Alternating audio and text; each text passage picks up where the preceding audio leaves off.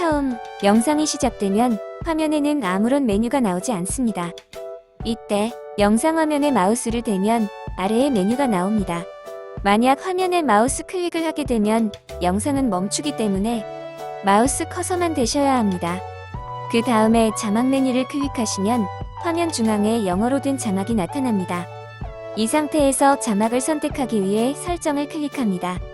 설정을 클릭하면 자막을 선택하는 메뉴가 나옵니다. 여기서 자막을 클릭합니다. 그리고 자동 번역을 클릭합니다. 그러면 다양한 언어가 나오는데 여기서 한국어를 선택합니다. 한국어를 선택하면 화면에서 보듯이 한국어 자막이 시작됩니다.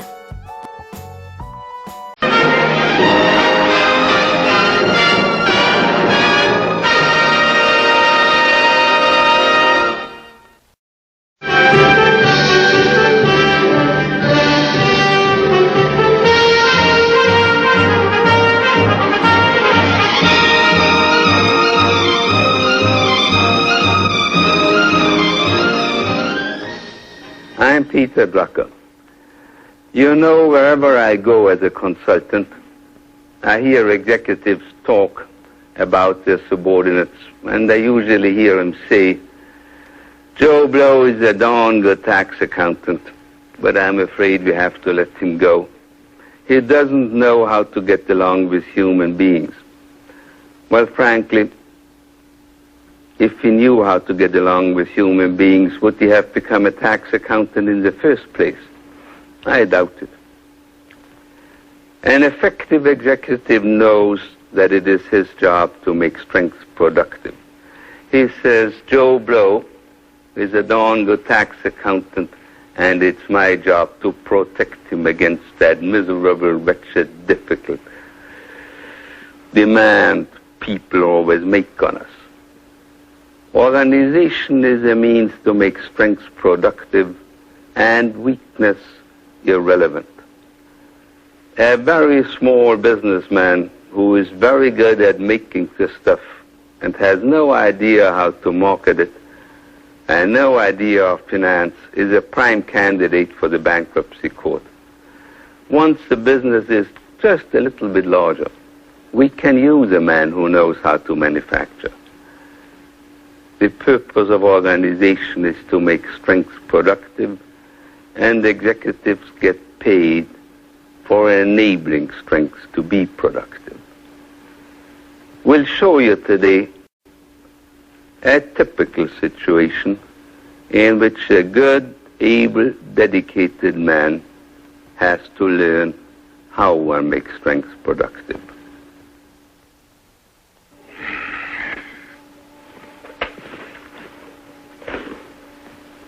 Margie, get a hold of Charlie Fisher and send him up here immediately. No matter what he's doing.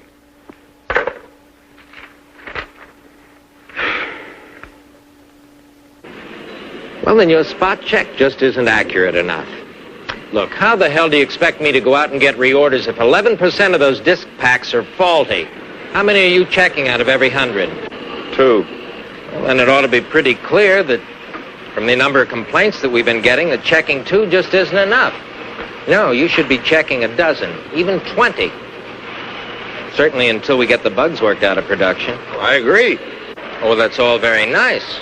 But boy, I wish you had to go out and try to sell those damn things, especially after word goes around that the things go off if somebody coughs near them. What the hell are you doing about a better quality check? There's nothing I can do, Charlie. I mean, to do the job you're talking about would take 4 to 6 more highly trained men. The controller won't approve it. Now, half the time I'm out fixing the damn things myself. Now, supposing that we send separate memos to Evans detailing our problems both in sales and in quality control. And then once we get them on paper, you see, I don't see how he can turn us down, because once they're on paper, I see to it that one of those papers goes right upstairs. Then, if he's still holding tight on us, I just ask for some help from the top desk. Now, you see, I didn't read my Machiavelli for nothing.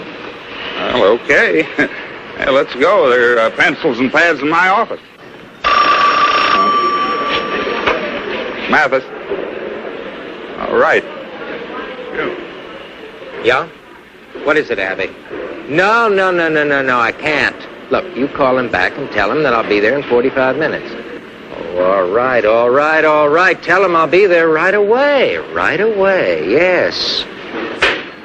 I'm sorry, Bill. When he says right away, he means right away. I hope he is happier with his next sales manager. Take it easy. Like hell I will. I'm sick of taking it easy. What kind of an excuse is that? It isn't an excuse. It's a reason.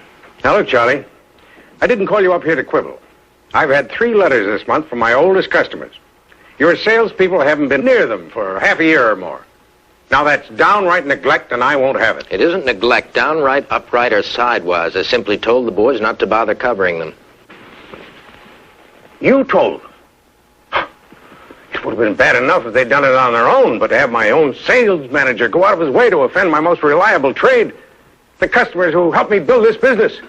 Why, all I can take it is stupidity, I don't know, arrogance. Look, Mr. Lansing, I thought when you gave me this job, you were also giving me the authority to do it. I was. Well, then don't you think you ought to let me make the decisions as to how my salesmen spend their time? I can't let you make decisions when your decisions are alienating my best customers. That's just the point, Mr. Lansing. They are not your best customers. They are your worst customers. They are also your oldest customers, and that's why there's not so much reason to cover them. I mean, they're going to send in their reorders whether the boys see them or not. Oh, they are, huh? Take a look at this letter. Here's one who isn't so bloody ready to reorder. I was able to fix it with 5 phone calls, 3 letters, a golf weekend, and a case of bourbon. But it won't be so easy the next time. Now get this thing straight, Fisher. I want those firms serviced the way they always have been. I'm sorry, Mr. Lansing. I just can't do it. In the first place, I'm short-handed. 2 of my best men have gone over to RTR. In the second place, That's another thing I wanted to talk to you about. Why? Ask your controller.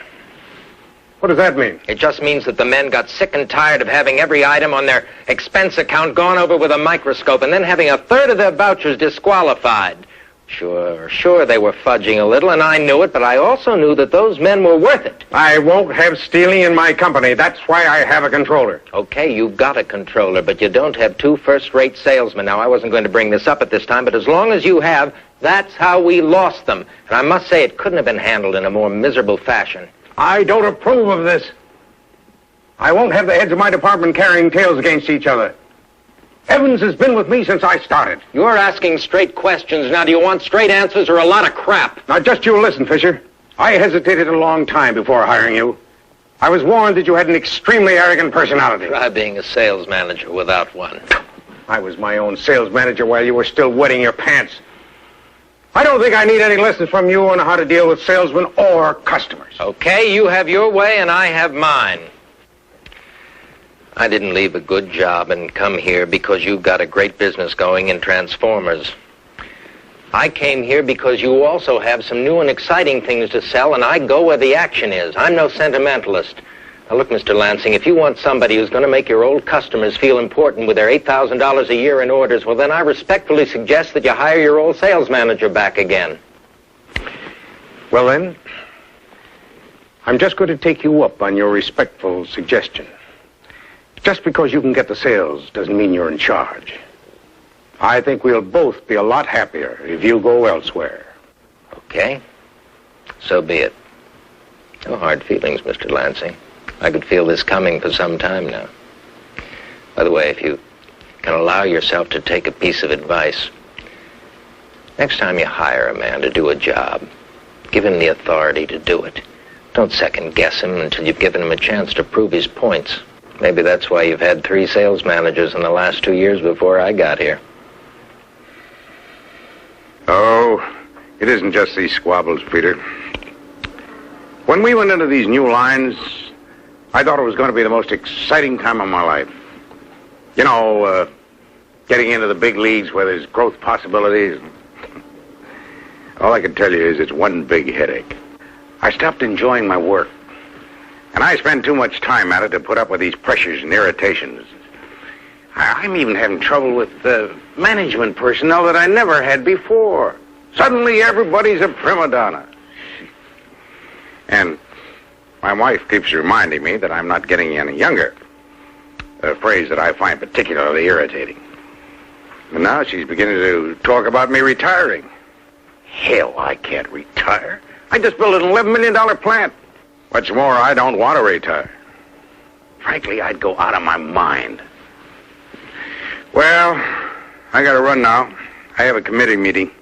Doesn't have anything to do with business, as a matter of fact. We're trying to find a way to expand business opportunities for Negroes in the community, and I have some plans. Well, don't let me keep you then, but would you mind if I talk to some of those people we've been discussing? I'd like to start with Charlie Fisher. Fisher? As far as I'm concerned, he's an ex-employee. But talk to anyone you please. Peter, to answer your question, I was fired. From what I hear, you just about dared have Lansing to fire you.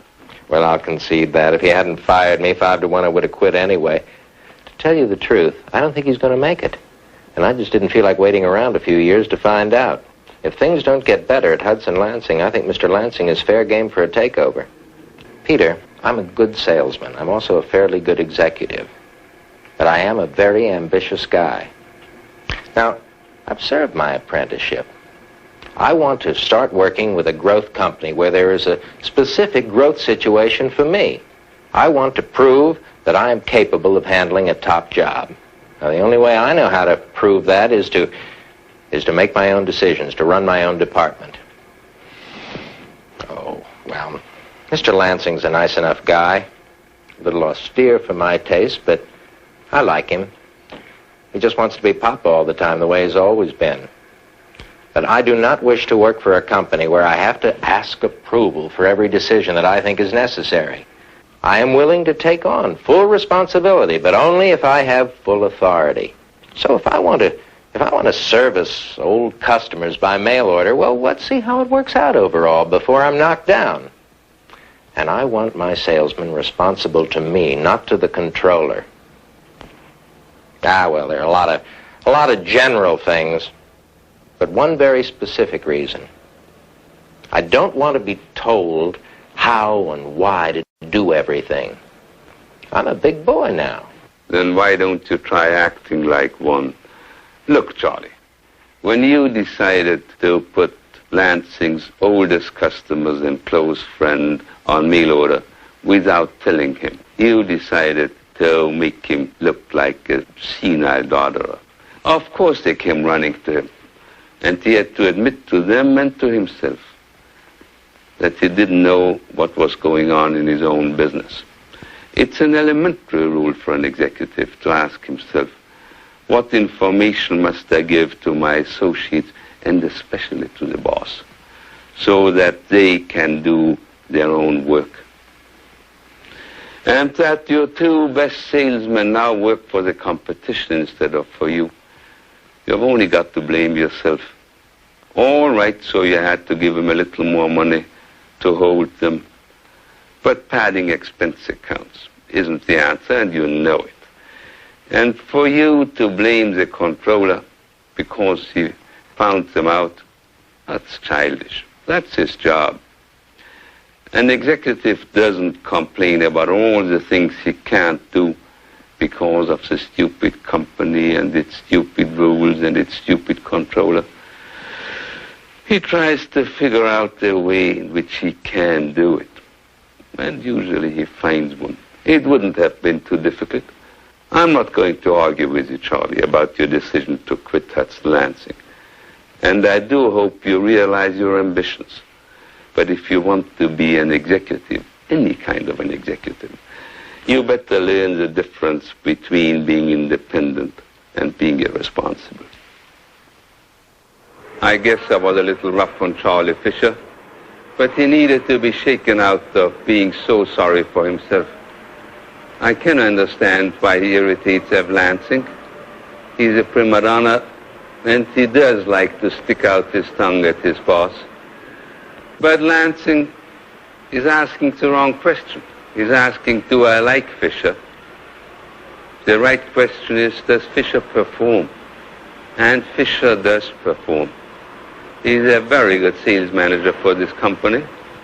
And what's more, he's one of the few who is willing to take on new things and isn't afraid of them. And what matters is not whether I like a man, but whether he performs. What do I need to do my job better? Well, we could start with a 40-hour day and a 10-day week. Tell me, Mr. Masters, why do you need a special calendar? Well, there's just too much to do to fit into the one we have. You know, I was doing great as head lab researcher, developing the new computer memory system. Then I found out they liked my work. Now, I got a lot more money and my name on the door, and we all go to the Lansings for dinner 3 times a year. It's all very nice. I'm not knocking it. But I'm here sometimes 15 hours a day. My dog barks at me when I go home. See, it doesn't impress him that I'm director of research and quality control. Doesn't impress me so much anymore either. See, I haven't been near the research lab in a year now. That's what I like best. See, that's what I do best. See, I've got a couple of bright Caltech boys there, but I don't know how to tell them what to look for. Yeah, I've always had to do that kind of thing myself. Just messing around till I come up with a lead. I've got 4 ideas that I've been wanting to explore. They're good ideas, I think. There's no time to get to them. And the quality control, that's a real mess. See, every time something goes wrong in Cleveland or Cincinnati, one of the researchers is on a plane the same day, or one of the quality control men. Or else I have to go myself. And every time that I ask for more of something, especially manpower, well, I don't want to get into that. Let's just say I don't get it. And what are you going to do about it? I'll give it a little time, see if it straightens out. If it doesn't, well, what does one usually do about a situation like this? I don't understand a question like that, Mr. Drucker. I don't think I know what my job is. I know perfectly well what my job is. Oh, I'm sorry. I didn't mean to offend you. I'm just trying to get a little information. Well, it's a strange question. I started in it 34 years ago at the firm as a bookkeeper. Worked my way up to head accountant. Now I'm controller of the company. Now, Ev Lansing's not a stupid man. If I didn't know my job, I'd either still be a bookkeeper or I wouldn't be here at all. Well, what do you consider to be your most important function? Well, they're all important. For instance, I can tell you where we stand at any time on receivables, inventory. Then, of course, there's a payroll, taxes. I suppose I've saved this firm over $1.5 million in taxes over the years. Now, I'm not a college man, Mr. Drucker, but I've taken every tax course they have at the university, and I suppose I could be termed an expert in the field. As a matter of fact, some of the firms in the area called me in for advice when they have a particularly nasty tax problem. If it weren't for what I owe Lansing, I think I could set up as an independent tax consultant. I'm sure I could do pretty good. So you asked me what my job was. I keep track of every dollar that comes in, every dollar that goes out. And I make sure that no more goes out than is absolutely necessary. And who decides what's necessary? Well, Mr. Lansing makes the big decisions over the big expenditures. And the week-to-week expenses, the operating cost of the firm, why, I take the responsibility. I enjoy it. I have a loyalty to this company that some of these young hotshots around here don't even understand. They'd spend money like water if I'd let them. You don't make do with what they have. Their answer to everything is more money, more men, more equipment. Of course, they have a different orientation than I have. They don't know what hard times are. Some of them were children in the Depression. Some of them weren't even born. What's the name of that book? The Affluent Society? That's these kids. The Affluent Society. If I didn't hold them down, they'd spend this firm into bankruptcy. I've been spending quite a few days now at Hudson Lansing, studying the company's books, talking with its people, and I think I know quite a bit more about the company than I really want to know. Well, 3 things stand out quite clearly. First, they don't really have the controls they need. And secondly, they have been quite amazingly successful in shifting from a one-man company to a management team.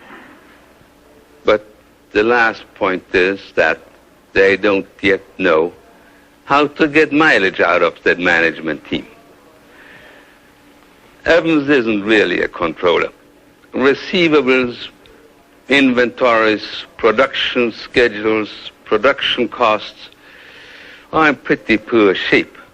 That's why they aren't doing well economically and don't get the benefit of their products and of their sales. Evans knows where the pencils are, but he doesn't know what the costs are.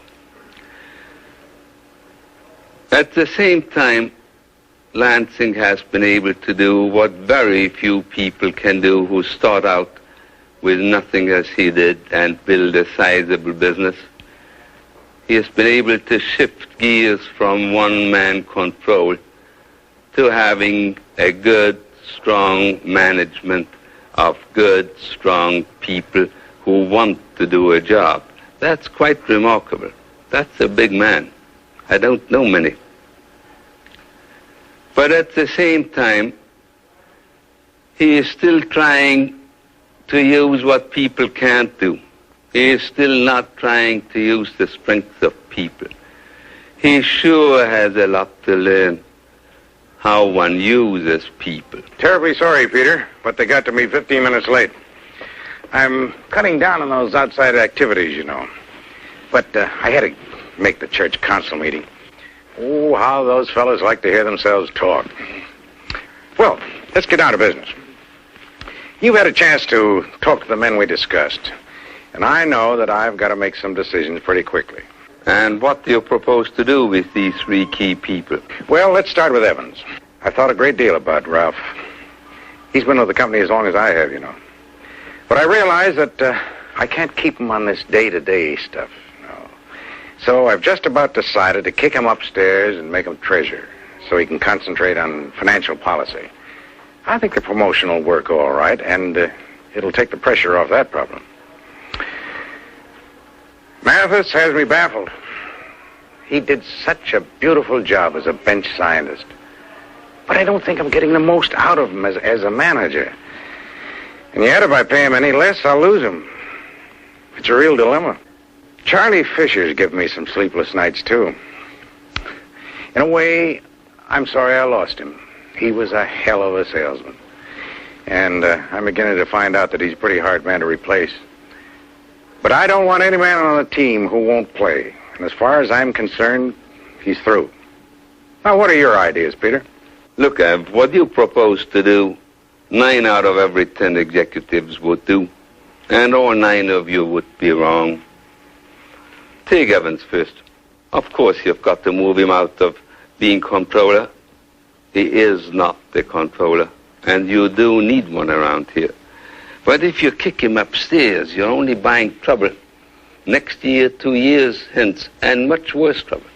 You'll need a good financial man one of these days, and Evans isn't. It never pays to kick a man upstairs into a bigger job for which he's even less competent. What can you do with him? Because you are quite right, you can't let him go. 30 years create their obligations. And your organization will judge you by the way you treat him. But let me say, if you leave him in there, your organization will also judge you by that way. You have got to get him out, and yet you've got to treat him right. So let's find out, what can this fellow do? Thank God he can do quite a bit. He is the best taxman around this area for the kind of business you are in, and quite a few of them around here. Maybe you rent him an office downtown next to your law firm, set him up as a tax consultant, make your company his first client and underwrite his expenses, and start drumming up trade among your buddies around here. I think you'll make him happy. I think your organization will appreciate it. I think you will have done your duty. And Mathis is probably the best bench scientist in your entire industry. And you have just fallen victim to the oldest and hoariest myth of management, the myth that one can't pay a scientist or any other professional more than one pays his manager. Nobody, but nobody says anything if Mickey Mantle makes more money than the coach. Why shouldn't that apply in all other areas just as well? Move him back into that corner office where he belongs, make sure nobody reports to him, and have him go back designing and give him a 10% raise just for the agony he suffered trying to be a manager which God in his infinite wisdom did not create him to be. Now in Fisher belongs back here, and thank God he knows it. I think you'd have no difficulty getting him come back here. Let's go back to Evans. There is an Evans in every organization, and what you do as a manager about you, Evans, will very largely determine whether you'll have an organization or not. If you leave him in where he is not competent, you'll demoralize your entire organization. But if you forget his 30 years of faithful and loyal and dedicated service and throw him out, you'll also demoralize your organization. You have got to find a way in which you can harmonize what seems at first quite impossible to do. You've got to find a way in which you can make useful what he can do. It won't always be so easy and so pat as in the little story we showed you. Not everybody is a tax expert. But you'd be surprised how often one does find the right solution if one works at it. The key question is always, what can the man do? Men like Mathis are a different case and will be increasingly common. Increasingly, you'll have people who are high knowledge people in all kinds of areas, all kinds of specializations, who perform, who deserve a reward, who deserve recognition, but who shouldn't be made managers. Increasingly, you will have to learn to give them the money they have earned, even the recognition they have earned, and yet keep them doing what they can do. Increasingly, you will have to accept that the first-rate professional man may earn a good deal more than his manager, and that's a very much better way than to ruin him by trying to make a manager out of him. Well, the easiest one, but also the most common case, is the Charlie Fisher case. There, all you have to overcome is your natural human tendency to judge a man by whether you like him or not. Just keep in mind that that's totally irrelevant. What matters is, does he perform? If he performs, well, then he has earned the right to be disagreeable to you, his boss. But let me say the most important lesson was not in this show we just saw, or did you see it there? The one person whose strengths are least used is the boss. It's Lansing, the ablest man in the company's greatest resource. Could you figure out what he's doing? As far as I can see, he's playing assistant to every single one of his managers. He has not looked at himself. He has not asked, and what can I do? An effective executive looks at every one of his subordinates and asks, what can he do? He doesn't worry too much about what they can't do. He is grateful to the good Lord for every ounce of strength he has in the organization. But above all, he looks at himself and asks, what is my strength? What do I have to apply? What can I do? That, to me, is the main lesson.